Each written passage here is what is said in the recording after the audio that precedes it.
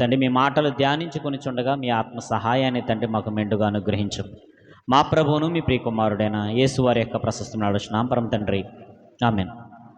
క్రీస్తునందు సహోదరి సహోదరులందరికీ మరొకసారి నా యొక్క శుభవందనాలు తెలియజేస్తూ, ప్రియులరా, మరి నిన్నటి దినాన మనం ఎవరి గురించి ఆలోచించాం? యాయేలు. మర్చిపోతే ఎలా?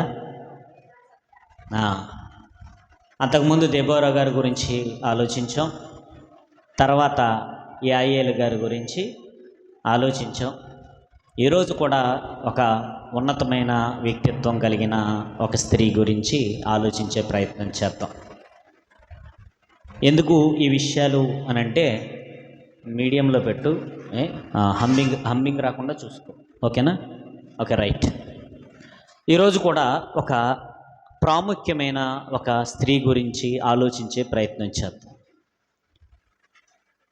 ఆ స్త్రీ చాలా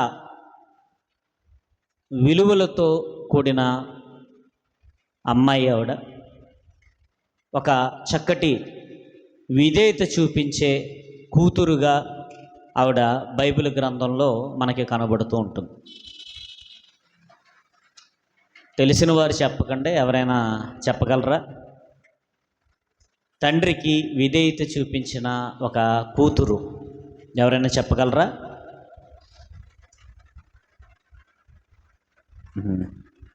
చెప్పలేరు. సరే, ఎందుకు మనకు టైం వేస్ట్, నేనే చెప్తాను. యోప్తా కుమార్తె. యోప్తా కుమార్తె గురించి, తన యొక్క చరిత్ర గురించి, తండ్రి గురించి కొన్ని విషయాలు మాట్లాడుకుంటూ ముందుకు వెళ్ళే ప్రయత్నం చేద్దాం. నిజంగా దేవుడి మాటలు ఆయన ఏం చెప్పాడనంటే, భూమికి ఆకాశానికి ఉన్నంత మనుషులుగా మనం ఒకలాగా ఆలోచిస్తాం, కానీ దేవుడు చాలా ఉన్నతంగా ఆలోచిస్తాడు.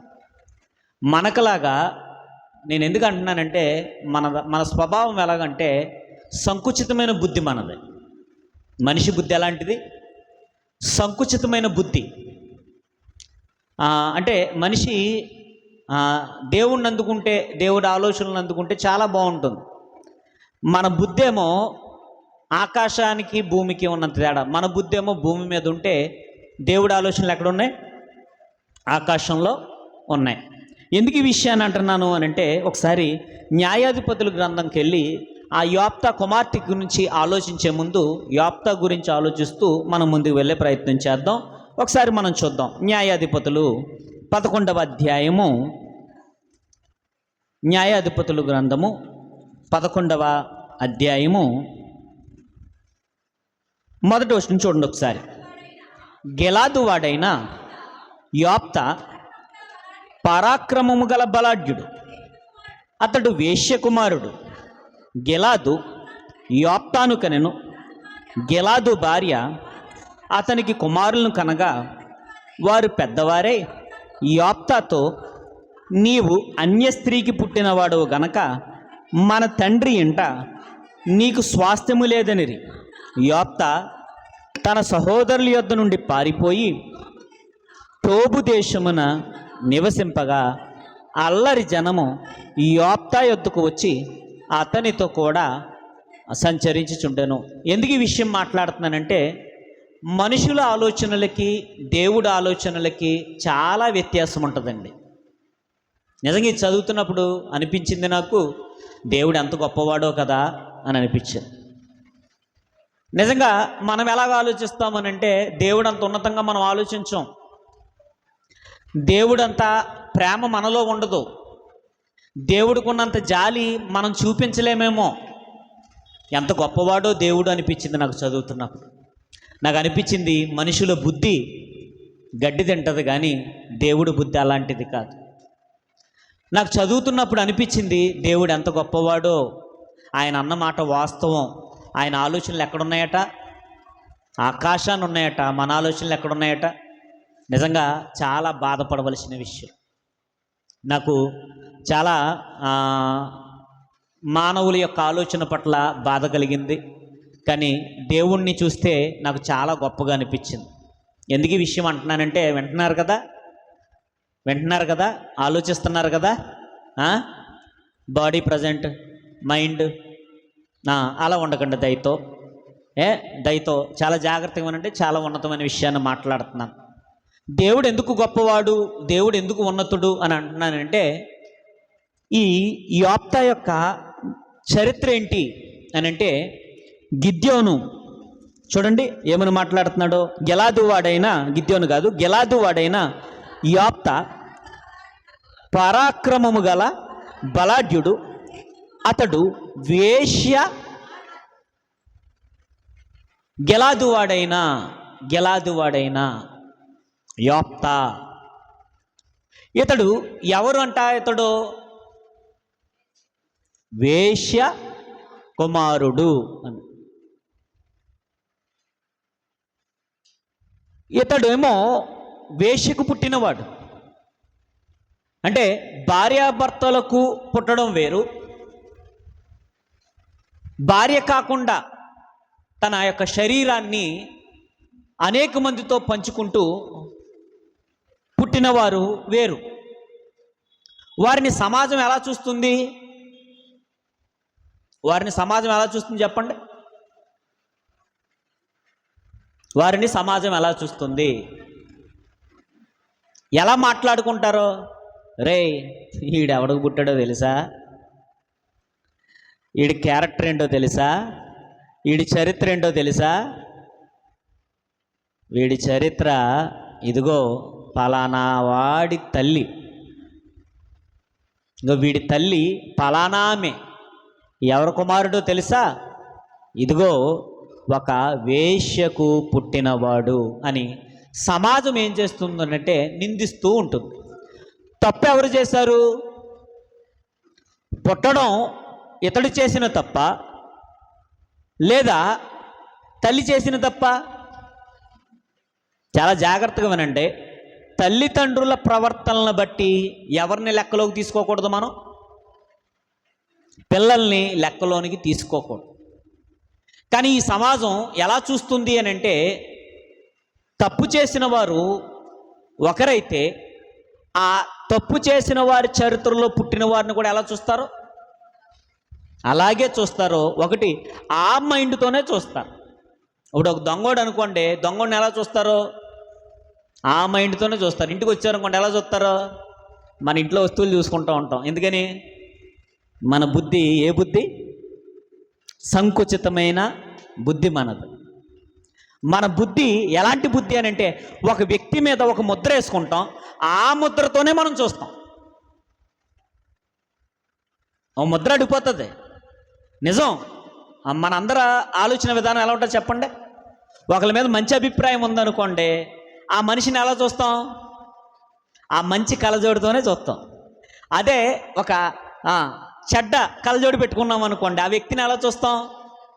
మీరు ఎప్పుడన్నా మీరు గమనించారో లేదో తెలియదు కానీ చిన్నపిల్లలకి కళ్ళజోళ్ళు అమ్ముతూ ఉంటారు. ఆ కళ్ళజోళ్ళు రంగురంగుల కళ్ళజోళ్ళు ఉంటాయి. మీరు గమనించారా? ఒకటి పచ్చ, ఒకటి బ్లూ, ఎరుపు, రెడ్, ఇంకా ఏవైతే కలర్లు ఉన్నాయో కొన్ని కళ్ళజోళ్ళు ఉంటాయి. బ్లాక్ కళ్ళజోడు పెట్టుకునుకోండి, ఎలా కనబడుతుంది? ఎలా కనబడుతుంది చెప్పండి? నల్లగానే కనబడుతుంది. కూలింగ్ గ్లాస్ అంటారు. ఎండలోకి వెళ్ళినప్పుడు ఆ ఎండ దెబ్బ తగలకుండా మనకు అది ఏం చేస్తుంది? అదే నైట్ పెట్టుకుంటే కళ్ళు కాపాడు, దేనికి వద్దలవే. అందుకని పగటాలు వాడతాం ఆ కళ్ళజోడు, నైట్ వాడడం. ఎందుకు ఈ విషయం చెప్తుందంటే చాలా జాగ్రత్తగా ఆలోచించండి. మనం కూడా కొన్ని కళ్ళజోళ్ళు పెట్టుకుంటాం, కానీ దేవుడి దృష్టి ఎలాగుంది? దేవుని పిల్లలుగా మన దృష్టి ఎలా ఉంది? ఆ రోజుల్లో అక్కడ జరుగుతున్న యోప్తా విషయంలో ఏం జరుగుతుంది అంటే, యోప్తా గురించి ఏమని మాట్లాడుతున్నాడనంటే, అతను ఎలాంటి వాడట? గెలాదు వాడైన యోప్తా పరాక్రమము గల, ఎలాంటి వాడట? పరాక్రమము కలిగిన బలాఢ్యుడు. అతడు ఎలాంటి వాడనంటే, ఒక యుద్ధం వస్తే యుద్ధములో ఎదిరించి నిలబడగలిగిన దమ్మున్న వ్యక్తి. ఎవరో? ఇతని చరిత్ర చూస్తేనేమో, ఇతని తల్లి చూస్తేనేమో క్యారెక్టర్ లేదు, తండ్రి గురించి పరిపూర్ణంగా ఇక్కడ రాయబడలేదు. కానీ అక్కడ ఉన్నవారు ఎలా చూస్తున్నారు యోప్తాని అని అంటే, ఒక కళ్ళజోడు పెట్టేసుకున్నారు. ఎవరు కళ్ళజోడు పెట్టేసుకున్నారో? ఎవరో కాదు, తన సహోదరులే ఒక కళ్ళజోడుతో చూస్తున్నారు. ఏ కళ్ళజోడుతో చూస్తున్నారో చూడండి, ఏమని మాట్లాడుతున్నాడో చూడండి. గెలాదు యోప్తాను కనెను, గెలాదు భార్య అతనికి కుమారులు కనగా వారు పెద్దవారే యోప్తాతో, నీవు అన్య స్త్రీకి పుట్టినవాడువు గనక మన తండ్రి ఎంట నీకు స్వాస్థ్యము లేదనిరి. గెలాదుకి భార్య ఉంది, అదేవిధంగా ఇంకొక స్త్రీ కూడా ఉంది. ఇద్దరితోనూ జీవితాన్ని పంచుకుంటున్నాడు. చాలా జాగ్రత్త, మనం తీసుకునే నిర్ణయాలు ఎవరి మీద పడతాయి? రేపొద్దున్న పిల్లలు తలెత్తుకోలేని పరిస్థితి. నిజంగానండి, యోప్తా వేశ్యకు పుట్టినవాడైనప్పటికీ యోప్తా మనసు అలాంటిది కాదు. ఈరోజు చాలామందిని అడిగితే నువ్వెందుకు ఇలాగ అయిపోయావనంటే, మా నాన్న మంచోడైతే నేను మంచోడినే, మా నాన్న చెడ్డోడైతే నువ్వెందుకు తాగుతున్నావు అంటే, మా నాన్న తాగలేదా నేను తాగుతానికి అని ఎవరి మీద నెట్టేస్తారు చెప్పండి నిందలో? తల్లిదండ్రులు ఒకవేళ మంచివారు కావచ్చు, చెడ్డవారైనా ఒకవేళ ఏం చేయాలి అంటే, వారిని కాదు, చెడు లక్షణాలు ఉంటే వారిని కాదు ఫాలో అవ్వాల్సింది. మనం ఎవరిని ఫాలో అవ్వాలి? ప్రభు సన్నిధిలో దేవుణ్ణి మనం ఏం చేయాలి? ఫాలో అవుతూ మనం ముందుకు వెళ్ళాలి. చూడండి, అక్కడ నిజంగా యోప్తా మనసు ఎంత గాయపడి ఉంటుంది, ఎంత విలవిల్లాడిపోయి ఉంటుంది చెప్పండి. ఈరోజు మీ హృదయాల్లో కూడా కొన్ని గాయాలు అవుతాయి. ఏదైనా ఒక మాట అంటే ఆ మాట ఎలా ఉంటుందనంటే, ఓ మంచి మాట అంటాడు సామెతల గ్రంథంలో, భలే ఉంటుందండి ఆ మాట. ఏమంటాడనంటే, కత్తిపోటు వంటి, కత్తితో పొడిస్తే ఎంతకాలం బాధపడతాడో? ఎంతకాలం బాధపడతాడు చెప్పండి? ఆ కాసేపేలోనే చచ్చిపోతాడు. కానీ మాట ఏం చేస్తుందనంటే, ఆ కత్తిపోటు వంటి మాట ఏం చేస్తుందనంటే గుండెల్లో దూరి గాయపరుస్తూ ఉంటుంది. తలుచుకుంటూ గాయపడుతూ నిద్ర లేక నిజంగా ఒక మానసికమైన క్షోభ అనుభవించాలి. అందుకనే ఒక మాట, మన మాట నోటంట మాట బయటికి వెళ్ళే ముందు 10 విధాలుగా ఆలోచించాలి. 10 సార్లు ఆలోచించాలి. ఆలోచించకపోతే అవతల పక్క వారి యొక్క మనసు గాయపడుతుంది. ఎలా గాయపడుతుంది అని అంటే, నిజంగా యోప్తా విలవిల్లాడిపోయాడు. ఇంతకీ ఎవరు అంటున్నారో? తన సహోదరులే. గెలాదు భార్య వాళ్ళకి బిడ్డలు కన్నంట. యోప్తానికి అన్నాడు, తర్వాత బిడ్డల్ని కన్నాడు. కన్న తర్వాత వారు ఎదిగిన తర్వాత తన సహోదరులు ఏమంటున్నారో, రే నువ్వెవడికి పుట్టావో తెలుసా? రే నువ్వు పుట్టింది మా నాన్నకే, కాకపోతే ఆవిడ సంసారి కాదురా బాబు. అది నిన్ను కన్న తల్లి ఎలాంటిదో తెలుసా? ఆవిడేం సంసారం కాదు. మాతో పాటు నీకేమి లేదు, స్వాస్థ్యం లేదన్నారు. లేదనేసరికి మనసు విలవిల్లాడిపోయింది, గాయపడిపోయాడు. కానీ అతడు ఎవరంటే బలాఢ్యుడు, పరాక్రమము కలిగిన యోప్తా ఎంత మంచోడో ఆలోచించాలి. ఎందుకనంటే యోప్తాకున్న బలంతో ఏం చేయొచ్చు వాళ్ళని? మాట అన్నారు కదా అని తనకి బలం ఉందని ఏమైనా ప్రతాపం చూపిస్తున్నాడా? అతను ఎంత మంచోడో చూడండి. తనకి బలమున్న తన సహోదరులు, తోడబుట్టినవారు, అంటే తల్లులు వేరు, తోడబుట్టిన వారుగా మనం సహోదరులుగా మనం ఆలోచిస్తే, ఒకే ఉదరం కాకపోయినా సహోదరులుగా మనం ఆలోచిస్తే, సహోదరులే ఒక మాట అంటే ఏం చేయాలి ఇప్పుడు చెప్పండి? నన్ను ఇంత మాట అంటావా అని ఏం చేయాలి? బలాఢ్యుడా బలహీనుడా? పరాక్రమము కలిగిన బలాఢ్యుడు. పరాక్రమము కలిగిన బలాఢ్యుడైనా ఒరే ఒక్క దెబ్బతో చచ్చిపోతావన్నాడా? ఈ కండ చూడు అన్నాడా? రే నా తొడంతున్నవరా అన్నాడా? మనమైతే ఏమంటాం? అదే మనకు కానీ కండలు ఉన్నాయనుకో, చట్టిప్పేసేసి చొక్కా చింపేసుకుని చొక్కాలన్నీ సింపేసుకుని ఆ మొక్క ఎలా పడేసి ఈ మొక్క ఎలా పడేసేసి చూడు కండ చూడు ఒకసారి ఒక్క గుద్దుకి మనమైతే అలా అంటాం. ఆయన ఏమంటున్నాడు? ఏం మాట్లాడతలేదు, పరాక్రమం కలిగిన బలాఢ్యుడే. ఆయన ఏం చేయట్లేదు. ఏం చేస్తున్నాడు అని అంటే హృదయము గాయపడింది, గాయపడి విలవిలలాడుతూ ఏం చేశాడో చూడండి. తన సహోదరుల యొద్ద నుండి పారిపోయి తోబు దేశమున నివసింపగా అల్లరి జనము యోప్తా యొద్దకు వచ్చి అతనితో కూడా సంచరించుచుండెను. నిజంగానండి పారిపోయాడట. ఎవరి దగ్గర నుండి? ఎక్కడి నుండి పారిపోయాడు? చాలా జాగ్రత్తగా ఆలోచించండి. ఎక్కడి నుండి పారిపోయాడు? ఒక్కొక్కరిని ఒక్కొక్క గుద్దు గుద్దుంటే వాళ్ళు ఎక్కడ పోతురు? సమాధిలోనికి పోతురు. కానీ అలా చేయట్లేదు. అలా చేయకుండా ఏం చేస్తున్నాడు అని అంటే తన సహోదరుల దగ్గర నుండి ఏమైపోయాడట? పారిపోయట టోబు దేశాన్ని నివసిస్తుంది. నిజంగా మీరు దేవుడి మీద ఆధారపడండి, నిజంగా దేవుణ్ణి నమ్మండి. హృదయాలు గాయపరిచిన వారికే మీ కాళ్ళ దగ్గరకు వచ్చే ప్రయత్నాలు ఆయన చేస్తారు. ఎవరైతే వద్దనుకున్నారో, ఎవరైతే చీ అంటున్నారో, ఎవరైతే నిన్ను నిందిస్తున్నారో, ఎవరైతే నిన్ను అవమానిస్తున్నారో, నిజంగా నువ్వు దేవుని ఎడల నమ్మకం కలిగి ఉంటే ఏం జరుగుతుంది? అదే జరిగింది అక్కడ. ఏం జరిగింది? అదే జరిగింది. ఏం జరిగింది? ఏం జరిగింది చెప్పండి. అదే జరిగింది. అదే ఏం జరిగింది? చదివితే తెలుస్తుంది, చదవకపోతే ఏం తెలుస్తుంది? చదవండి, ఇప్పుడన్నా చదవండి. ఒకసారి బైబిల్ చూడండి, బైబిల్ తెరిచి చూడండి ఏం జరుగుతుందో చూద్దాం ఒకసారి. కొంతకాలమైన తర్వాత, ఎంతకాలం? కొంతకాలం ఓపిక పట్టండి. మిమ్మల్ని ఎవరు నిందించినా, మిమ్మల్ని ఎవరు అవమానపరిచినా, ఎవరు గాయపరిచినా మీకు బలం ఉండొచ్చు, మీకు తెలివితేటలు ఉండొచ్చు, మీకు జ్ఞానం ఉండొచ్చు. మీరు తొందరపడకండి, దేవుడి యందు నమ్మకం కలిగి ఉండండి. కొంతకాలము మీకు బాధ కలిగినా ఆ బాధలో నుండి దేవుడు ఉపశమనాన్ని కలిగించే మార్గాన్ని ఆయన ఏర్పాటు చేస్తాడు. కానీ ఈరోజు ఏంటంటే మనకి ఓపిక లేదు. మనకేం లేదు చెప్పండి? ఓపిక ఉండదు. మనం నిరీక్షించాం, మనకు తొందర ఎక్కువ, మనకు తొందరపాటు ఎక్కువ.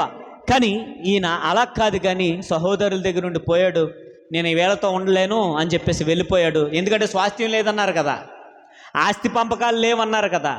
అంటే మరి వీళ్ళు ఇతను ఏమైనా అడుక్కు తినాలా? ఎవరు తప్పు చేశారు చెప్పండి? తండ్రి తప్పు చేశాడు, తల్లి తప్పు చేసింది. ఇతను చేసిన తప్పు ఏంటి? పోనీ గిలాది ఏం చెప్పాలి? రేపన్న రోజు యోప్తాని మీరెవరో కూడా పక్కన పెట్టడానికే వీల్లేదని చెప్పాల్సిన తండ్రి ఒకవేళ చెప్పలేదేమో, పెరిగారు, పెద్దయ్యారు. వీరికి ఏమొచ్చిందంటే విభేదాలు వచ్చినాయి. విభేదాలు వచ్చిన తర్వాత పారిపోయాడు. పారిపోయిన తర్వాత ఏం జరుగుతుంది అని అంటే చూద్దాం ఒకసారి. పారిపోయిన తర్వాత ఏం జరుగుతుంది? కొంతకాలమైన తర్వాత అమ్మోనీయులు ఇశ్రాయేలుతో యుద్ధము చేయగా, అమ్మోనీయులు ఇశ్రాయేలుతో యుద్ధము చేసినందున గిలాదు పెద్దలు టోబు దేశము నుండి యోప్తాను రప్పించుటకు పోయి, నీవు వచ్చి మాకు అధిపతివై ఉండుము, అప్పుడు మనము అమ్మోనీయులతో యుద్ధము చేయదమని యోప్తాతో చాలా జాగ్రత్తగా ఆలోచించే ప్రయత్నించాడు. ఈరోజు తొందరపాటు నిర్ణయాలు మంచిది కాదు. యోప్తా సహోదరుల దగ్గర నుండి వెళ్ళిపోయాడా? దేవుడి దగ్గర నుండి వెళ్ళిపోయాడా? ఈరోజు మనకు కోపం వస్తే ఎక్కడి నుండి వెళ్ళిపోతాం? మీ ఇంట్లో గొడవ వస్తే చచ్చి మీద కోపం చెప్పినట్టు దరిద్రం కాకపోతే, నీ ఇంట్లో గొడవ రావడం ఏంటి? చచ్చి మానేయడం ఏంటి? నీ పక్కింటోడితో గొడవ రావడం ఏంటి? చచ్చి మానేయడం ఏంటి? బుద్ధి జ్ఞానము మనకేమైనా పనిచేస్తుందా? ఈరోజు కొంతమందిని ఎందుకు రావట్లేదండి చర్చి కంటే, వాళ్ళకే మాకు పాత పగలు ఉన్నాయండి. మనకేముండాలి? మనం ఎవరి దగ్గర నుండి దూరం అవ్వాలి? ఎవరి దగ్గర దూరం అవ్వాలి చెప్పండి. అలా చూస్తున్నారే. దేవుడి దగ్గర నుండి కాదు. ఈరోజు ఎవరు లోకుగా దొరుకుతున్నారంటే దేవుడు లోకువ. మన ఆలోచన విధానం మారాలి. ఎందుకంటే ఒకవేళ మనుషులు అన్యాయం చేయొచ్చు, మనుషులు నిన్ను పక్కన పెట్టచ్చు, మనుషులు నిన్ను వెలివేయచ్చు, కానీ మనల్ని వెలివేయని వారు ఎవరైనా ఉన్నారనంటే ఎవరైనా దేవుడు. ఈరోజు నీకు ఆరోగ్యం బాగున్నప్పుడు 10 మందికి నువ్వు అవసరం అవ్వచ్చు. రేపొద్దు నీకు అనారోగ్యం వస్తే నిన్ను ఎవరో పట్టించుకోకపోవచ్చు. ఈరోజు నీ అవసరం ఉండి నీ చుట్టూ తిరగచ్చు. ఈరోజు నీ అవసరం ఉండి లేకపోతే నీ పనుండి నిన్ను ఉపయోగించుకున్న తర్వాత నిన్ను వదిలేయచ్చు. కానీ మన దేవుడు ఎలాంటోడు? ఆయన నమ్మిన వాళ్ళని ఎన్నడో కూడా ఆయన మోసం చేయడు. ఆయన నమ్మిన వాళ్ళని ఎన్నడో ఆయన చేయి విడిచిపెట్టడు. అంత గొప్ప దేవుడు ఆయన. నేను అందుకే చెప్తున్నాను, ఆయన ఆలోచనలు ఎక్కడున్నాయట. ఎంత మంచివాడండి. సమాజం వెలివేసింది, కుటుంబం వెలివేసింది. సమాజం వెలివేసిన, కుటుంబం వెలివేసిన, సహోదరులు అన్నవాడు వారు వెలివేసిన, ఎంతోమంది నిందిస్తున్నా, ఒరే నువ్వెవరికి పుట్టావో తెలుసా, నువ్వెవరికి పుట్టావో తెలుసా, నువ్వెవరికి పుట్టావో తెలుసా అని హృదయాన్ని గాయం చేస్తున్న, కత్తులతో అలా గుచ్చుతున్నా బాధపడుతూ వెళ్ళిపోయాడు తప్ప ప్రతీకారం తీర్చుకోలేదు. బాధపడుతూ వెళ్ళిపోయాడు. వెళ్ళిపోయిన కొంతకాలానికి ఎవరు అవసరం పడ్డదే? వీళ్ళ మీద ఎవరు వచ్చి పడ్డారట? ఎవరు వచ్చి పడ్డారు చెప్పండి? భలే అనిపించిందండి నాకు చదువుతుంటే. దేవుడు ఎంత గొప్పాడో కదా. వేశ్య కుమారుడు అని చెప్పేసి వెలివేసేసినారు ఆ రోజు సహోదరులు. ఆ రోజున్న లోకం వేశ్య కుమారుడు అని చెప్పేసి వెలివేసేసింది. వెలివేసేసిన యోప్తా నీతిమంతుడు. పుట్టింది ఒకవేళ వేశ్యకు పుట్టినా తాను తప్పుడోడు కాదు. తన భక్తి జీవితంలో నమ్మకంగా ఉండేవాడు. సహోదరుల మీద పగ తీర్చుకోలేదు, ప్రతీకారం తీర్చుకోలేదు. వెళ్ళిపోయాడు, బాధపడుతూనే వెళ్ళిపోయాడు. బాధపడిపోతూ వెళ్ళిపోతున్న ఆ యోప్తాని పైనుండి ఒకళ్ళు చూస్తున్నారు. ఎవరైనా చూస్తున్నాడు. కన్నీళ్లు కారుస్తున్నాడు. ఎవరో హృదయంలో బాధ, ఆ బాధ, ఆ వేదనతోనే మూట కట్టుకుని వెళ్ళిపోయాడు. ఉపదేశానికి వెళ్ళిపోయాడు. కానీ పైన దేవుడు చూస్తూనే ఉన్నాడు. చూస్తున్న దేవుడు ఊరుకోలేదు. ఏం చేశాడు? ఎవరైతే అన్నారో వాళ్ళకి ఇస్తున్నాడు ట్రీట్మెంట్. ఎవరైతే యోప్తాను చులకనగా మాట్లాడాడో వాళ్ళకి ఇస్తున్నాడు ట్రీట్మెంట్.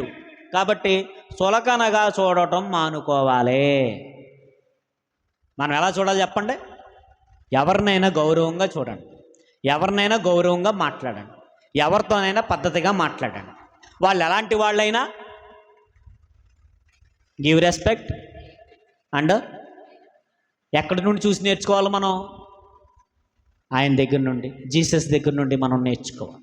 చూడండి, ఎవరైతే నిందించారో, ఎవరైతే అవమానించారో, అవమానించిన వారికి దేవుడు ట్రీట్మెంట్ చేయడం మొదలుపెట్టాడు. ఎలా ట్రీట్మెంట్ చేయడం మొదలుపెట్టాడు చూడండి. కొంతకాలమైన తర్వాత అమ్మోనీయులు ఇశ్రాయేలులతో యుద్ధము చేయగా, అమ్మోనీయులు ఇశ్రాయేలులతో యుద్ధము చేసినందున గిలాదు పెద్దలు టోబు దేశము నుండి యోప్తాను రప్పించుటకు ఎక్కడికి వెళ్ళారట? ఎవరైతే వద్దని గెంటేశారో, ఎవరైతే వద్దని అవమానించారో వాళ్ళందరూ కలిపట మీటింగ్ వేసుకున్నారు. మీటింగ్ వేసుకుని ఎవరు వచ్చేసారు మన మీదకే? అమ్మోనీయులు వచ్చేసారు. ఇప్పుడు ఏం చేయాలి? వాళ్ళతో యుద్ధం చేస్తుంటేనేమో మనం గెలవలేము, మనకు అంతేమో సామర్థ్యం లేదు, మనమేమో చవట్లం, అంతే కదా. వాళ్ళు మీటింగ్ పెట్టుకున్నారు. మీటింగ్ పెట్టుకున్నప్పుడు ఒకళ్ళు గుర్తుకొచ్చారు. ఎవరో? యోప్తా గుర్తుకొచ్చాడు. యోప్తా గుర్తుకొస్తే యోప్తాని వీళ్ళు ఏం చేశారు? అవమానించి పంపేశారు. పెద్దలో పట్టించుకోలేదు, సహోదరులు పట్టించుకోలేదు. పెద్దలో పట్టించుకోలేదు, సహోదరులేమో అనని మాటలు అన్నారు. అన్న తర్వాత ఆయన బాధపడ్డాడు. ఇప్పుడు ఏం చేయాలో అర్థం కావట్లేదు. ఎందుకు? యోప్తా ఎవరట? పరాక్రమము కలిగిన బలాఢ్యుడు. యోప్తా ఎవరు చెప్పండి? ఈరోజు మనం ఏమనుకుంటామనంటే వాడు అవసరం లేదనుకుంటాం. మనం ఎలాటోళ్ళమనంటే అవసరం ఉంటే ఒకలాగా ఉంటాం, అవసరం లేకపోతే ఒకలాగా ఉంటాం. అవసరం ఉన్నప్పుడేమో వెళ్ళిపోతాం, కాళ్ళ దగ్గరికి వెళ్ళిపోతాం. అవసరం తీరిపోయిన తర్వాత మాట్లాడటం మానేస్తాం. అవసరం వచ్చినప్పుడేమో వాడుకుంటావు, నీకు అవసరం లేనప్పుడు అంటే మనమని కాదు, కొంతమంది వ్యక్తిత్వం చెప్తున్నాను. అంటే నీకు అవసరం ఉన్నప్పుడేమో వ్యక్తిని ఉపయోగించుకున్నావు, నీకు అవసరం లేదు కాబట్టి ఏం చేస్తున్నావు? కానీ ఇంకో విషయం చెప్తున్నాను, చాలా జాగ్రత్తగాను. ఎవరినైతే నువ్వు పట్టించుకోకుండా పక్కన పెట్టేసావో వాడు అవసరం వచ్చేలాగా చేస్తాడు దేవుడు. అప్పుడు ఏం చేయాలి చెప్పండి? ఏం చేయాలో తెలియదు. ఎందుకంటే అవసరం లేదనుకున్నావు, వాళ్ళ అవసరమే వచ్చి పడుతుంది. అవసరం వచ్చి పడినప్పుడు మళ్ళా మనం వాళ్ళ కాళ్ళ దగ్గరికే మనం వెళ్తాం. అందుకని మనం ఏం చేయాలంటే ప్రతి ఒక్కరితోనే ఎలా ఉండాలి? సమాధానంగా ఉండాలి. ప్రతి ఒక్కరితో ఎలా ఉండాలి? గౌరవంగా ఉండాలి. చూడండి, వీళ్ళ బాధ మామూలు బాధ కాదు. ఎందుకంటే అవమానించేసాం, పంపేశాం. ఇప్పుడు ఎవరి దగ్గరికి వెళ్ళాలి? ఎవరి కాళ్ళ దగ్గరికి వెళ్ళాలి? ఒకవేళ యోప్తాను కానీ రమ్మని అడిగాడు అనుకోండి, ఏమంటాడు యోప్తా? ఛీ ఆతల పండు అంటాడంట.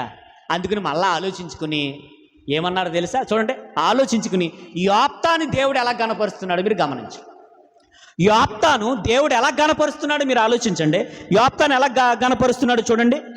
గిలాది పెద్దలు తోబు దేశం నుండి యోప్తాను రప్పించుటకు పోయి, నీవు వచ్చి మాకు అధిపతివై ఉండుము. ఏమంటున్నారు చెప్పండి? ఎవరైతే వద్దన్నారో వాళ్ళే వచ్చి ఏమంటున్నారో, బాబు మా ఊరికి ప్రెసిడెంట్ నువ్వే, మా ఊరికి ఎమ్మెల్యే నువ్వే. మన భాషలో అర్థం కావాలంటే మా ఊరికి మా రాష్ట్రానికే సీఎంవే నువ్వే అంటే మన భాషలో అర్థం కావడానికి చెప్తున్నా. ఎవరైతే అవసరం లేదన్నారో వాళ్ళు ఏమని మాట్లాడుతుంటే మాకు రాజువు నువ్వే. చూడండి దేవుడు ఎలా మార్చేశాడు. దేవుడు తన నమ్ముకున్న బిడ్డలకు ఏనాడైనా అన్యాయం చేస్తాడనంటే అన్యాయం చేయడు. అది కుటుంబ బ్యాక్గ్రౌండ్ ఎలాంటిదైనా, నీ తండ్రి ఎలాంటి వాడైనా, నీ తల్లి ఎలాంటిదైనా, నీ సహోదరులు నీ బంధువులు ఎలాంటి వారైనా, నువ్వు ఏ బ్యాక్గ్రౌండ్లోంచి వచ్చినా దేవుడు ఎట్టి పరిస్థితుల్లో నీకేం చేయడు? అన్యాయము చేయడంటానికి నిదర్శనం. ఇంకోటి అంటే నీ అవసరం నీ కాళ్ళ దగ్గరకు వచ్చేలాగా దేవుడు ఏం చేస్తాడు? అందుకే దేవుడు అంటాడు, నిన్ను తలగా ఉంచుతాను తప్ప. ఎలా ఉంచుతాడటైనా? తల అంటే ఏంటి? తల అంటే ఏంటి? తోకంటే ఏంటి? తల అంటే ఏంటి? తోకంటే ఏంటి చెప్పండి. తెలదా? తలకి ఎక్కువ విలువ ఉంటుందా? తోకకి ఎక్కువ విలువ ఉంటుందా? అందుకే హెడ్ మాస్టర్ అంటారు. హెడ్ మాస్టర్ అంటే ఏంటి? హెడ్ మాస్టర్ అంటే ప్రిన్సిపాల్ అంటే ఏంటి? హెడ్ మాస్టర్ అంటే ఈ హై స్కూల్ లెవెల్లో హెడ్ మాస్టర్ అంటారు, కాలేజీ లెవెల్లో ప్రిన్సిపాల్ అంటారు. ప్రిన్సిపాలు ఏ విధంగా అయితే కొన్ని రూల్స్ ప్రకారం వెళ్ళాలో ఆ ప్రిన్సిపాల్ని గౌరవిస్తూ ఉండాలి లెక్చరర్లు, అవునా కదా? అదేవిధంగా హై స్కూల్లో హెడ్ మాస్టర్ ఉంటాడు. టీచర్లు అన్న వాళ్ళు ఎవరైతే ఉంటారో ఆ హెడ్ మాస్టర్కి ఏం చేస్తూ ఉండాలి? లోబడి ఏం చేయాలి? పిల్లలంతానేమో టీచర్లకి జై కొడితే మాస్టర్లు అందరూ ఎవరు జై కొట్టాలి? హెడ్ మాస్టర్కే. పిల్లలందరూ కూడా, స్టూడెంట్స్ అందరూ కూడా లెక్చరర్లకి నమస్కారం చెప్తే లెక్చరర్లు అందరూ కలిపి ఎవరికి చెప్పాలి? ప్రిన్సిపాల్కి చెప్పాలి. దేవుడు ఎలాంటి స్థితిలో నుండి ఎలాగ నడిపిస్తున్నాడో చెప్పండి మీరు. సమాజం నిందించినా, కుటుంబం నిందించినా మీరు ఒకటే గుర్తుపెట్టుకోండి, మన దేవుడు అన్యాయస్తుడు ఎంత మాత్రం కాదు. నీ అవసరం వచ్చి నీ కాళ్ళ దగ్గరకు వచ్చేలా చేస్తాడు. అయితే కొంతకాలం ఓపిక పట్టాలి. ఎంతకాలం? కొంతకాలం. అది ఎంతకాలమో మనకి తెలియదు. కొంతకాలము మనం ఓపిక పడితే దేవుడు కార్యం చేస్తాడో, కార్యము చేయడానికి ఆయనకు అవకాశం ఇవ్వాలి. యోప్తా ఏం చేశాడు? కార్యము చేయడానికి అవకాశం ఇచ్చాడు. అవకాశం ఇచ్చాడు కాబట్టి దేవుడు కార్యం చేస్తున్నాడు. ఈరోజు అవకాశం ఎవరికి ఇవ్వం? మనం దేవుడికి ఇవ్వం, మనమే చూపించేస్తాం. చొక్కాలు చింపేసుకుని, ప్యాంట్లు చింపేసుకుని, జుట్టు ఎలా వేసుకుని పిచ్చోళ్ళలాగా తిరిగేసేవారు. చూడండి, కోపం వచ్చినప్పుడు ఎలా ఉంటాడు చెప్పండి? విశ్వరూపం చూపిస్తాడు. కానీ యోప్తా ఎవరికి అవకాశం ఇచ్చాడు? దేవుడికి అవకాశం ఇచ్చాడు. దేవుడు కార్యం చేయటం ప్రారంభించాడు. ఏమని మాట్లాడతానంటే నీవు మా మీద ఏమై ఉండాలి? అధిపతివై ఉండు అన్నప్పుడు ఏమని మాట్లాడుతున్నాడు చూడండి. అతను ఏమని మాట్లాడుతున్నాడు? మీరు నా యందు పగబట్టి నా తండ్రి ఇంట నుండి, చూడండి, మనసుకు జరిగిన గాయాన్ని మరలా గుర్తు తెచ్చుకుంటున్నాడు. గుర్తు తెచ్చుకుని ఇప్పుడు ప్రశ్నిస్తున్నాడు. మీరు నా తండ్రి ఇంట నుండి మీరు ఏం చేశారు? ఎక్కడి నుంచి తోలేశారట? తోలివేసితిరే అని చెప్తూ ప్రశ్నిస్తున్నాడు. వాళ్ళని ప్రశ్నిస్తున్నాడు. ఏమని ప్రశ్నిస్తున్నాడు? ఇప్పుడు మీకు కలిగిన శ్రమలలో మీరు నా యొద్దకు రానేలా అని గిలాదు పెద్దలతో చెప్పాను. అప్పుడు గిలాదు పెద్దలు, అందుచేతనే మేము నీ వద్దకు మళ్ళీ, చూడండి ఎంత కర్మ పట్టిందో వాళ్ళకే. ప్రశ్నిస్తున్నాడు, మీకు ఇప్పుడు నేను అవసరం వచ్చానా? అప్పుడు మీకు తెలియదా? అప్పుడు నా మనసును మీరు గాయం చేశారే, అప్పుడు నన్ను నా తండ్రి ఇంటిలో నుండి నన్ను గెంటేశారే, అప్పుడు మీకు తెలియలేదా? ఇప్పుడు నా అవసరం మీకు వచ్చిందా అని అడుగుతున్నప్పుడు వీళ్ళకి ఏం చేయలేదు తెలియక అంటున్నారో. అందుకే బాబు చేతులు కట్టుకొని ఎవరి ముందు? అప్పుడేమో ఇలా అన్నారో, ఇప్పుడేమంటున్నారో? అప్పుడేమో ఇలాగన్నారో, ఇప్పుడు ఏం చేస్తున్నారు? అందరూ చేతులు కట్టుకుని అయ్యా అంటున్నారు. ఏంటి పిలుపులో తేడా వచ్చింది? సార్ మొన్నటిదాకా ఒరే అన్నాడు, ఒరే అన్నవాడు సార్ అంటున్నాడు. అప్పుడు ఒరే అన్నావు కదరా అంటే, అప్పుడు ఏదో కోపంలో అన్నానులేండి, పట్టించుకోకుండా ఏం పెద్దగానే సార్ చెప్పండి సార్ అంటున్నాడు. ఒకప్పుడేమో ఒరే అన్నవాడు, ఒకప్పుడేమో అరే అన్నవారు, ఒకప్పుడేమో వెళ్ళిపోమన్నవారు. అందరూ పెద్దలందరూ వచ్చి చేతులు కట్టుకుని ఏమని మాట్లాడుతున్నారు? అందుచేతనే కదా బాబు నువ్వు ఇలా అంటావనే, నువ్వు రానంటావనే. మరి రాకపోతే ఏమవుద్ది?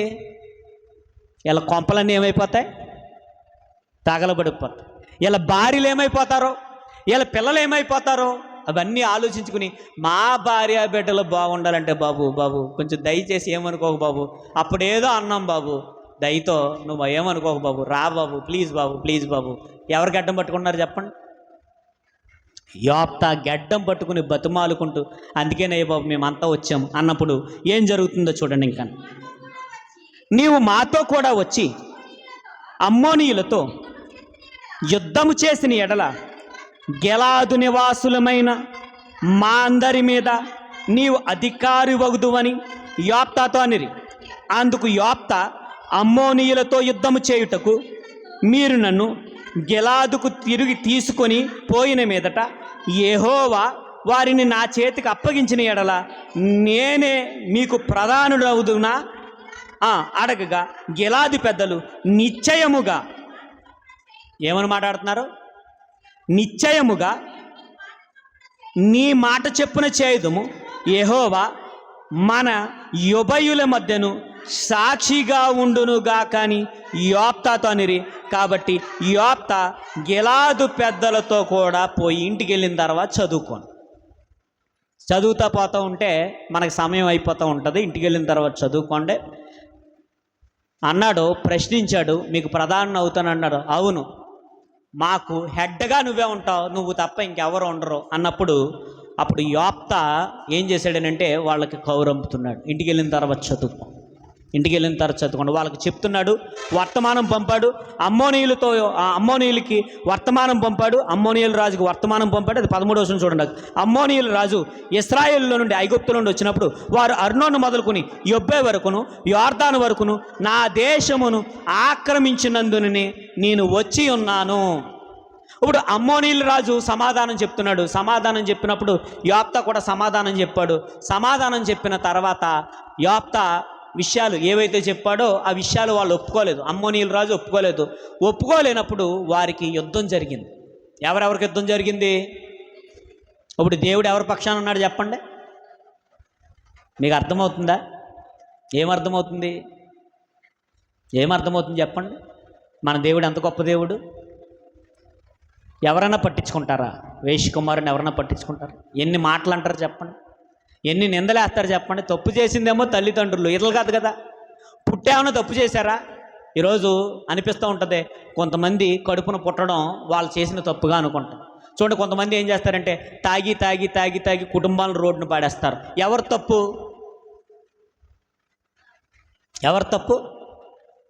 తండ్రి తప్పు. ఎవరికి వస్తుంది ఆ బాధ? అందుకనే తల్లిదండ్రులు అన్నవారు పిల్లలను కనడమే కాదు కానీ పిల్లలకు సమాజంలో గౌరవాన్ని ఇవ్వాల్సిన బాధ్యత ఎవరిదే? నిజంగా రేపన్న రోజు మా నాన్నగారు అని చెప్పుకునే స్థితిలో తల్లిదండ్రులు ఉండాలి. మా అమ్మ అని చెప్పుకునే స్థితిలో ఉండాలి. మా నాన్నగారు అని గౌరవించే స్థితిలో ఉండాలి. అలా చెప్పుకునే గౌరవాన్ని, హోదాని ఎవరు వాళ్ళు చెప్పండి? మీరు బాగా గమనించండి.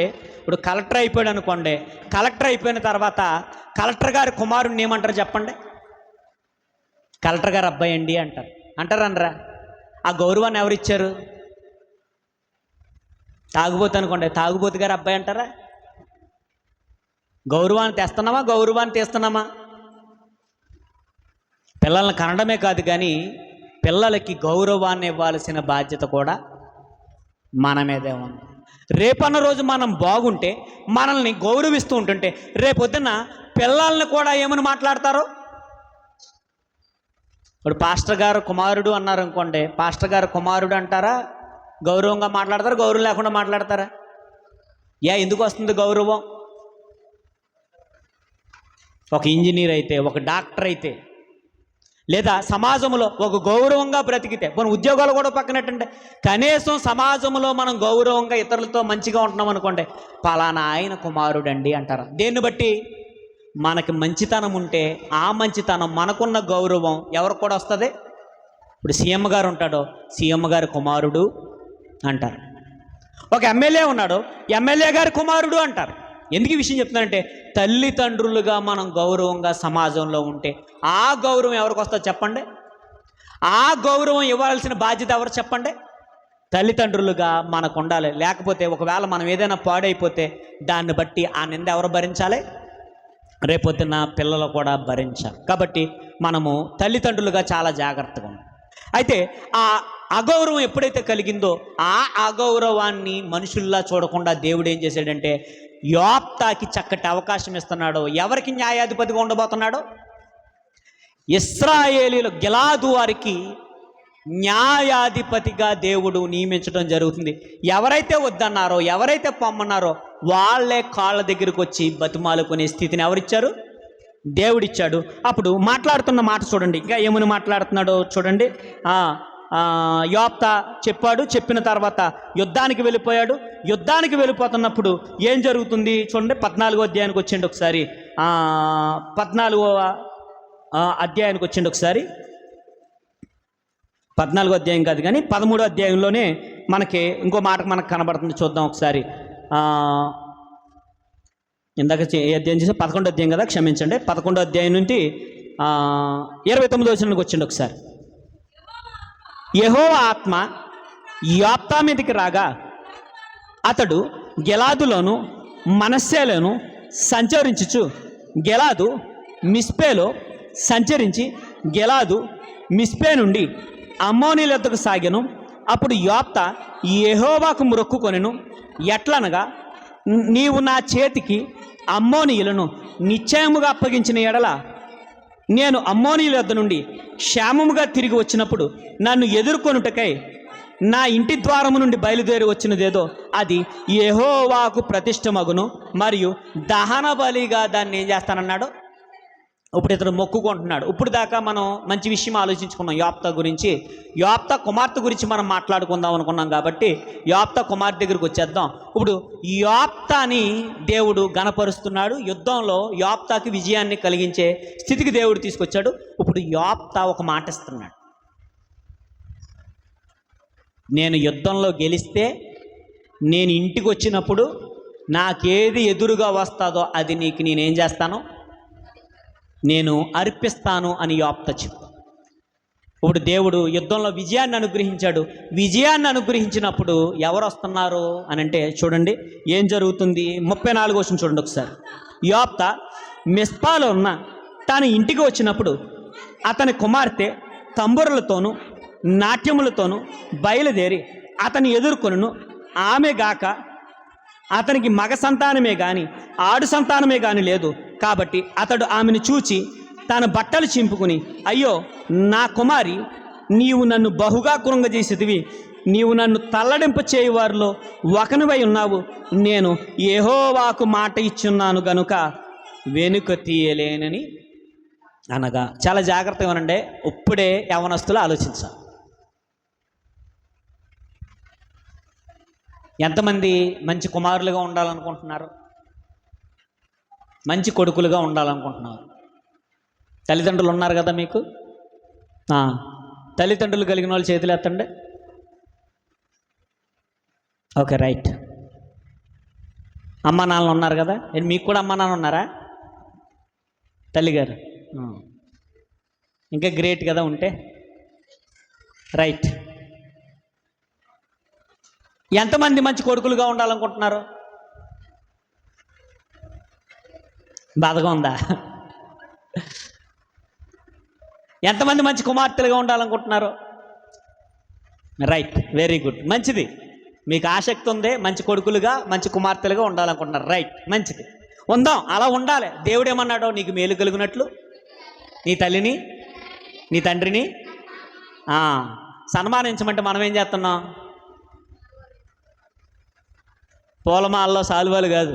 ఏం చేయాలి అని అంటే చూడండి, ఎంత నిజంగానండి ఈ అమ్మాయి గురించి చదువుతుంటే యోప్తా గురించి ఎంత గొప్పగా ఉంటుందో, కూతురు గురించి కూడా. ఏదో ఒక సినిమా టైటిల్ పెట్టాడు ఒక ఆయన, కంటే ఎవరిని కనాలట, కొడుకులు కనకూడదేంటి? అందరూ కూతుర్ని కనేస్తే కొడుకులు ఎక్కడ ఉంటారో? అందరూ కొడుకులనే కంటే కూతుర్లు ఎక్కడ ఉంటారు? కొంతమందికి ఏమో కొడుకులు నచ్చరు, కొంతమందికి ఏమో ఎవరిచ్చినా తీసుకోండి, అది దేవుడు గర్భఫలం దేవుడిచ్చి ఎవరిస్తే నీకేంటి? కొంతమంది ఏమో ఆడపిల్లలంటే నిద్రట్టదు వాళ్ళకి. ఎందుకని? నీకు విషయం చెప్పనా, నీకు నిజం తెలుస్తలేదు, ఒక సత్యం తెలుస్తలేదు. ఏంటో చెప్పనా? ఆడపిల్ల కన్నా మగోడికి ఖర్చు ఎక్కువ. ఆ విషయం తెలుసా నీకు? కట్నమే వాళ్ళని బాధపడిపోతున్నావు కానీ నువ్వు ఆడపిల్ల కన్నా మగోడికి ఎక్కువ ఖర్చు. ఇప్పుడు సపోజు బాబున్నాడు, ఇల్లు కట్టాడు కదా, ఎంత అయిందన్న? 15 అయింది. కూతురికి ఎంత ఇస్తావు చెప్పు? ఒక 5 లక్షలు ఇస్తాడు. రేపు కొడుక్కి ఎంత ఇస్తావు నాయనా? ఎవరు గ్రేటు? ఈరోజు కొడుకంటే ఇంకో విషయం, ఎన్ని సంవత్సరాలు మేపాలి కొడుకుని? నేనైనా సరే రేపు వద్దుల అన్నని ఎందుకు చూపించానంటే ఇంకా నాకు ఇది పరపడలేదు కాబట్టి చెప్తలేదు.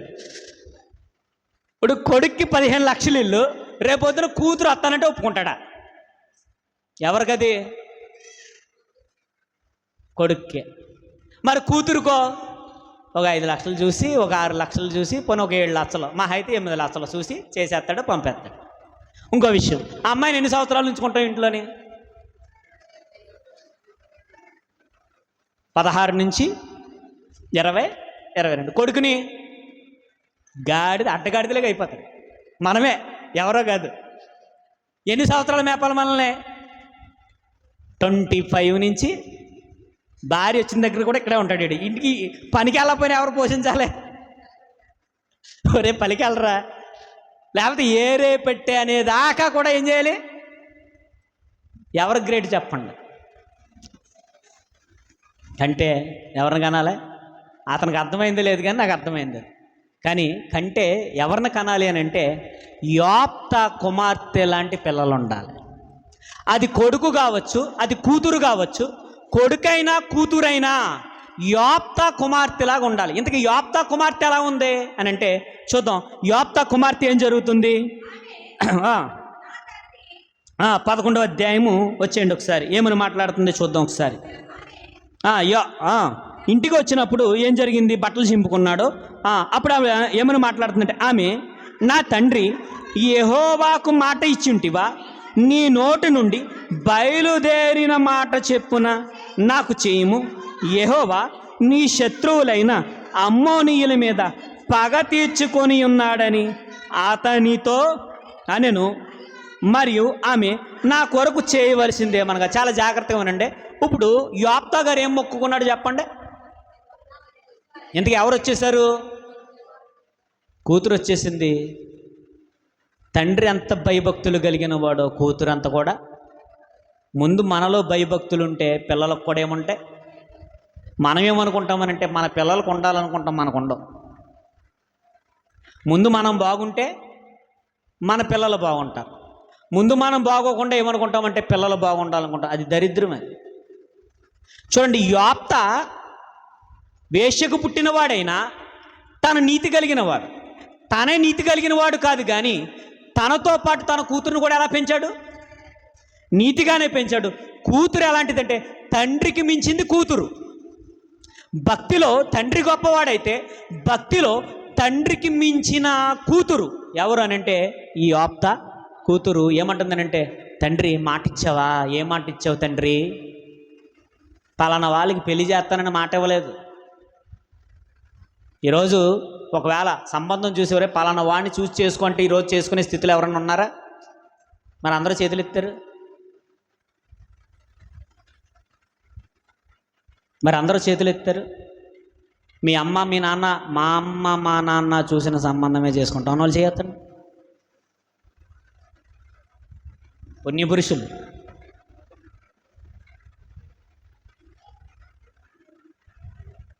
మంచి కూతురు అంటే ఎలా ఉండాలి, మంచి కొడుకు అంటే ఎలా ఉండాలి, తండ్రి మాటను జవదాటని కూతురు. తండ్రి గీత గీస్తే ఆ గీత దాటని కూతురు ఎవరైనా ఉన్నారనంటే యోప్త కుమార్తె. తండ్రి మాటిచ్చావా? ఏ మాటిచ్చావు తండ్రి? ఎందుకు తండ్రి నువ్వు అంతలా బాధపడిపోతున్నావు? ఎందుకు తండ్రి నువ్వు అంతలా విలువల్లాడిపోతున్నావు? ఎందుకు తండ్రి నువ్వు అంతలా రోధిస్తున్నావు అని అంటే, నువ్వు నాకు ఒక్క కుమార్తెవమ్మా.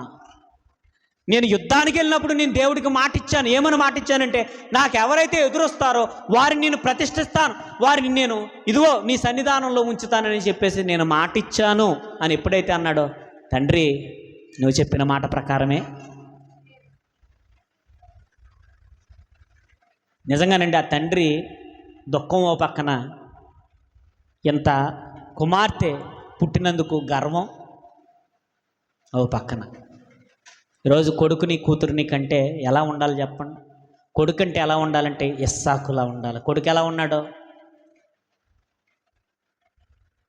ఈరోజు కొడుకులే కత్తెత్తే వాళ్ళ తయారయ్యారు, కానీ తండ్రి చెయ్యి ఎత్తినా మాట్లాడలేదు. కొడుకు అంటే అలా ఉండాలి. కొడుకంటే ఇస్సాకులా ఉండాలి, కూతురంటే.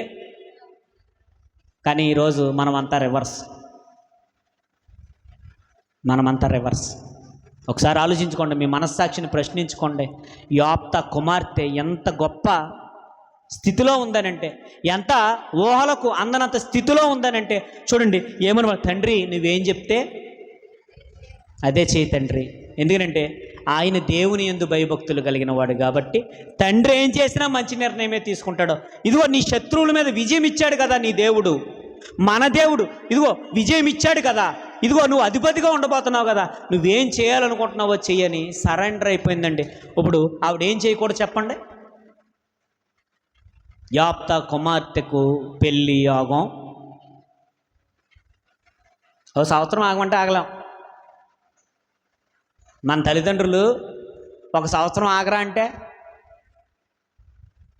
సంవత్సరం కాదు కదా సెకండ్ ఆగని అంటాడు. ఇది మరి తొందరపడకరా అన్నాడు అనుకోండి, తొందర ఆగు, నీకు వయసు ఉంది, ఇంకా నువ్వు కంగారు పడకు, ఇంకా సెటిల్ అవ్వాలి, ఇంకా నీకు జీవితం ఉంది, ఈ సెటిల్ అయిపోయిన తర్వాత నువ్వు చేసుకుంది కానంటే, అబ్బే నేను లేకపోతే చచ్చిపోతానంటున్నారు.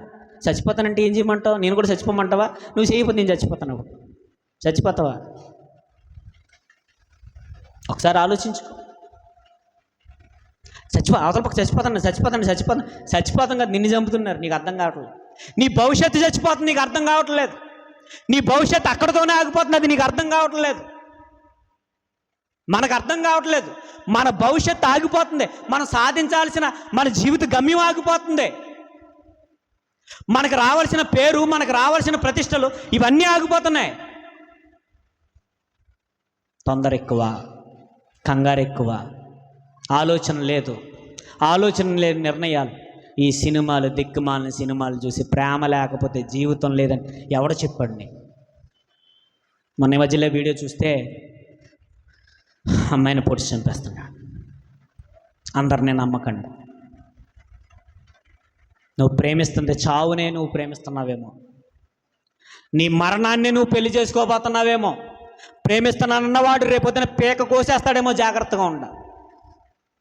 తల్లిదండ్రులకు విలువనివ్వలేని వారు రేపొద్దున నీ భవిష్యత్తులో చివరి వరకు నమ్మకంగా ఉండడం కూడా అది నీ కళ. మధ్యలోనే విడిచిపెట్టి వెళ్ళిపోతే దిక్కు రేపొద్దున తల్లిదండ్రులు అవుతారు. చెప్తాను, చాలా జాగ్రత్తగా. భవిష్యత్తుని చంపుకోకండి, భవిష్యత్తుని పాడు చేసుకోకండి, మీకు కంగారు పడకండి, మీకు తొందర పడకండి. నేనున్నాను కదా, నేను చేస్తాను కదా, నేను చూస్తాను కదా అని అంటే ఈరోజు కంగారు పడిపోయే యవ్వనస్తులకి ఆదర్శమైన ఒక యవ్వనస్తురాలు యోప్తా కుమార్తె. తండ్రి నువ్వు మాటిచ్చావా? నువ్వేం చేసినా నా మంచి కొరకే.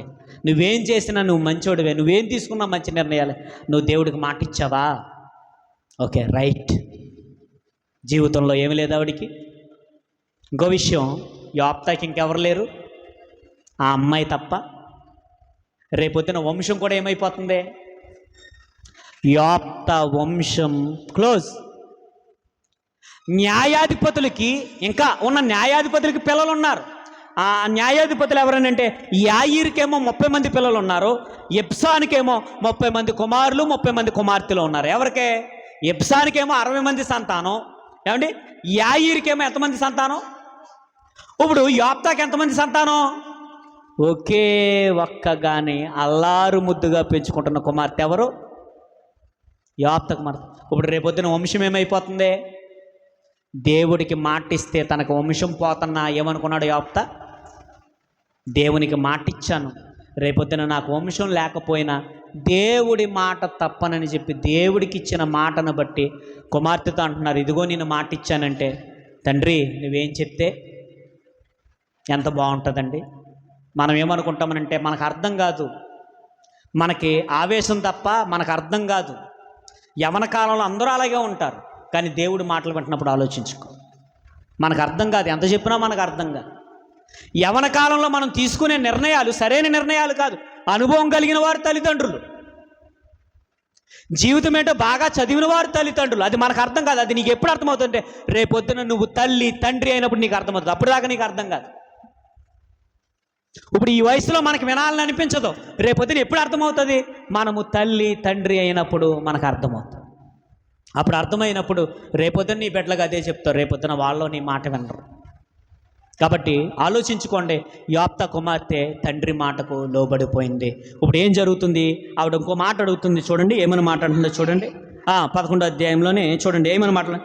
మరియు ఆమె, నా కొరకు చేయవలసినది ఏమనగా 2 నెలలు నన్ను విడువము, నేనును నా చెలికత్తులను పోయి కొండల మీద ఉండి నా కన్యత్వము గురించి ప్రలాపించదని తండ్రితో చెప్పగా, అతడు పొమ్మని చెప్పి 2 నెలల వరకు ఆమెని పోనిచ్చను గనక ఆమె తన చెలికత్తులతో కూడా పోయి కొండల మీద తన కన్యత్వము గురించి ప్రలాపించెను.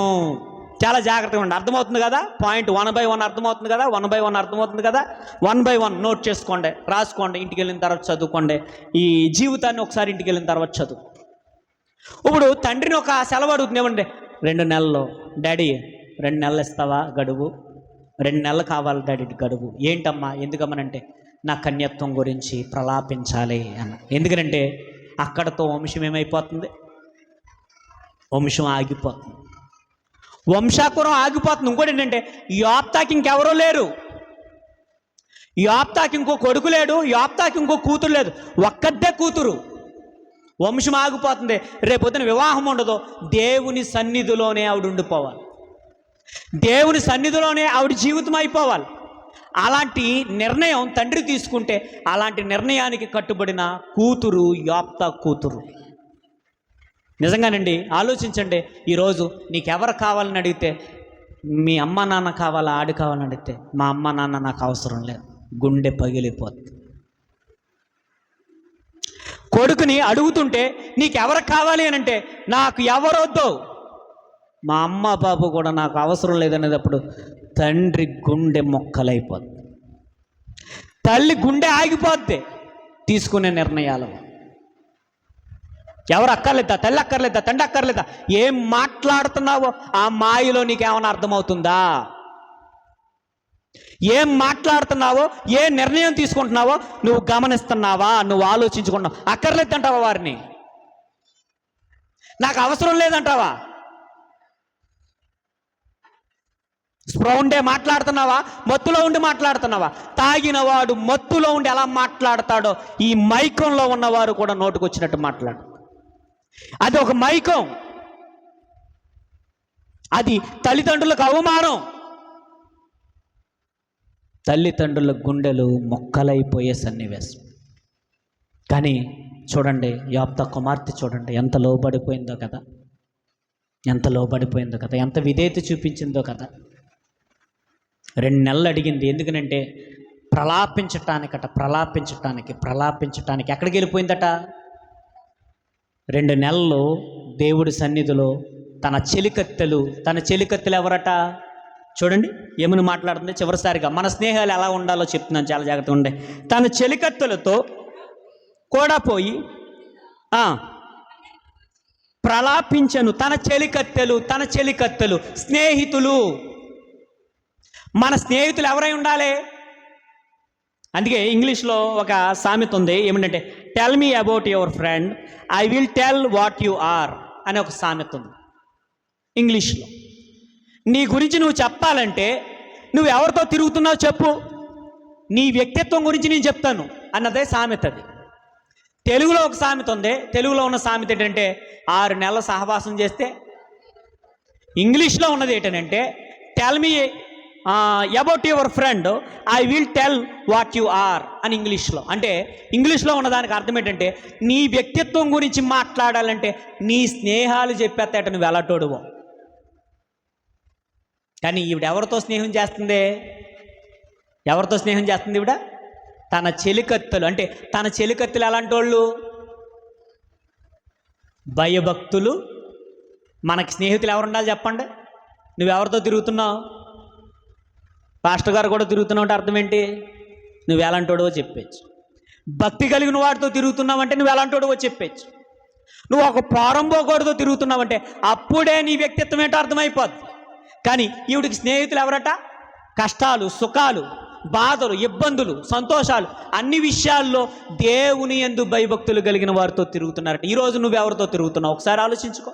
అందుకే కీర్తనకారుడు మాట్లాడుతూ, చివరిసారిగా నేను ముగించేస్తాను, కీర్తనకారుడు మాట్లాడుతూ కీర్తనల గ్రంథం 119వ అధ్యాయము 63వ వచనం చూద్దాం ఒకసారి. కీర్తనల గ్రంథం 119వ అధ్యాయము 63వ వచనం. నీ యందు భయభక్తులు గలవారు అందరికీ నీ ఉపదేశములను అనుసరించి వారికి నేను చెలికాడను. దావీదు గారు ఏమని మాట్లాడుతున్నాడు? ఎవరితో తిరుగుతాడట? ఎవడైతే దేవుని యందు భయభక్తులు కలిగి ఉంటాడో వాడితో తిరుగుతాడట. ఈరోజు నువ్వు ఎవరితో తిరుగుతున్నావు? ఒకసారి నీ మనస్సాక్షిని ప్రశ్నించు. దావీదు గారు ఎవరితో పడితే వాళ్ళతో తిరగడట. యోప్తా కుమార్తె ఎవరితో పడితే వాళ్ళతో తిరగదట. తన చెలికత్తెలు, మంచి చెలికత్తెలు, తన స్నేహితులు ఎవరో? మంచి స్నేహితులు, దేవుని యందు భయభక్తులు కలవారు. చూడండి యోప్తా కుమార్తె వల్ల ఎంత ఆనందం చూడండి, ఒకసారి ఆలోచించండి. ఈరోజు మంచి కూతురుగా ఎంతమంది ఉండాలనుకుంటున్నారు? ఒక మంచి కొడుకుగా ఎలా ఉండాలి అని అనుకుంటున్నారు? ఒకసారి ఆలోచించండి. మనము మంచి కొడుకులము కావాలి, మనము మంచి కూతుర్లు కావాలి. కంటే ఎలాంటి కనాలి? యోప్తా కుమార్తె లాంటి వారిని కనాలి. కంటే ఎవరిని కనాలి? కొడుకైన ఇస్సాకు లాంటి వారిని. అలా కనాలంటే మనం ఎలా ఉండాలి? మనం కూడా దేవుని యందు భయభక్తులు కలిగి ఉండాలి. ఇప్పుడు మనలో ఉన్న భయము, భక్తి ఎవరికి వస్తుందో చెప్పండి? మన పిల్లలకు కూడా వస్తుంది. మన మధ్యన మా లేఖన మంచి మాట అంటుంది. మా కిరణ్ విషయంలో కూడా ఒక మంచి మాట. అది మనకు కొన్ని సంతోషాలు కలుగుతూ ఉంటాయి. పాస్టర్ గారి పిల్లలు అలాంటి ఎలా ఉండాలి అంటుంది. జాగ్రత్తగా ఉండాలి మనం. నిజంగా ఆ మాట అలా అన్నప్పుడు ఎలా ఉంటుంది చెప్పండి? మా భావజాలం ఎవరికి వస్తుంది? నా కూతురికి కూడా వస్తుంది. మొన్న మా అబ్బాయి అంటున్నాడు, డాడీ ఆల్రెడీ అలా కటింగ్లు వేయించుకుంటున్నారు, దరిద్రం కదా. మాకు ఎలా ఉంటుంది చెప్పండి? అంటే మన భావజాలాలు ఎవరికి వస్తున్నాయి? ఇది కంటిన్యూ అయితే దేవునికి స్తోత్రం. వారిని కాదు, మీ బిడ్డలు కూడా అలా చెప్పాలి. మీరు కూడా సంతోషపడాలి. రేపన్న రోజు పిల్లలు ఎదిగిన తర్వాత, డాడీ మేము వాళ్ళకలా ఉండం, మేము వాళ్ళకలా తిరగం, ఇది ఆ పోరంబోకు పనుల చోట నేను ఉండను డాడీ అని మీ పిల్లలు అన్నప్పుడు మీకు ఎంత సంతోషంగా ఉంటుంది చెప్పండి. ఈరోజు మన పిల్లలు ఎక్కడున్నారని మనం బాధపడుతున్నాం. ఆ చెట్ల మీద, ఆ గట్ల మీద పాము పుట్ట ఉంటుంది చూసారా? ఆ పుట్ట మీద కూర్చొని కూడా ఇది ఆడేస్తున్నారు. ఏంటి? పాము వచ్చి కరిసెత్తి ఏమైపోతారా బాబు? పాము పుట్ట మీద కూర్చుని ఎవడన్నా ఆడతాడో? బుద్ధి, జ్ఞానం, ఇంగితం అంటే ఆ స్పృహ. కొంతమంది బాత్రూంలోకి వెళ్ళి కూడా ఆడేస్తాడు. ఆ కొంపు తెలుతులేదు దరిద్రం. అక్కడ కూడా సెల్ ఫోన్ అట్టుకోలేదు దరిద్రం. ఒకసారి ఆలోచించుకో ఎలా ఉంటున్నాయి. మన జీవితాలు ప్రశ్నించుకోండి. యోప్త కుమార్తె ఎలా ఉంది? ఈరోజు రేపొద్దున మీరు మంచి కొడుకులుగా ఉండాలి, మంచి కూతురులుగా ఉండాలని దేవుడు ఆశపడుతున్నాడు. ఎలా జరగాలంటే, ముందు పిల్లలు ఎక్కడ ఎదగాలంటే దేవుని యందు భయభక్తులు కలిగి వారు ఎదగాలి. మనం భయభక్తులు కలిగి ఉందాం, మన పిల్లలు కూడా ఏం కలిగి ఉంటారు? భయభక్తులు కలిగి ఉంటారు. ప్రార్థించుకుందాం. వచ్చే వారం మంచి మరిన్ని విషయాలు మనం తెలుసుకునే ప్రయత్నించాం. మహాపరిశుద్ధుడా, మహోన్నతుడా, మహాగణుడా, మా ప్రియపరలోకన్న తండ్రి, ప్రేమ కలిగిన దేవా, దయగలిగిన దేవా, కృప కలిగిన దేవా తండ్రి, మీకు స్తుతులు స్తోత్రం. ఎప్పటి వరకు తండ్రి కొన్ని విషయాలు తండ్రి మేము ఆలోచించుకున్నాం. ఆత్మీయ జీవితాల్లో తండ్రి చీకటి పోయి వెలుగులు తండ్రి ప్రకాశించజేసే మీ మాటలు తండ్రి మేము విన్నాం. ఇగో తండ్రి ఈ మాటలు హృదయాల్లో పదులుపరుచుకొని, ఇగో తండ్రి ఈ మాటలు తండ్రి, ఇగో తండ్రి మా కుటుంబాల్లో తండ్రి ఏలుకలుగా మారి మేము మా బిడ్డలము కూడా తండ్రి ఆనాడు యెహోషువ ఎలాగైతే నేనును నా ఇంటి వారును యెహోవాను సేవించదమన్న మాట, ఇగో తండ్రి మీ ప్రియ కుమారుడు యెహోషువ ఏ విధంగా అయితే పలికాడు అటువంటి స్థితిని మాకందరికీ అనుగ్రహించాడు. ఇగో తండ్రి మరి వచ్చిన ప్రతి ఒక్కరిని తండ్రి జ్ఞాపకం చేసుకోండి. ఇంకా రాకుండా ఎవరైతే ఉన్నారో తండ్రి, ఇగో తండ్రి ఎవరైతే పరోక్షంగా వాక్యం వింటున్నారో వారిని, వారి కుటుంబాలను కూడా తండ్రి కాచి కాపాడమని, సంఘాన్ని దీవించి ఆశీర్వదించమని మీ కృపాస్తాలకు అప్పగించుకుంటూ మా ప్రభువును మీ ప్రియ కుమారుడైన యేసు వారి ఎక్స్ట్రాక్ట్ నామమున తండ్రి, ఆమేన్. మన తండ్రి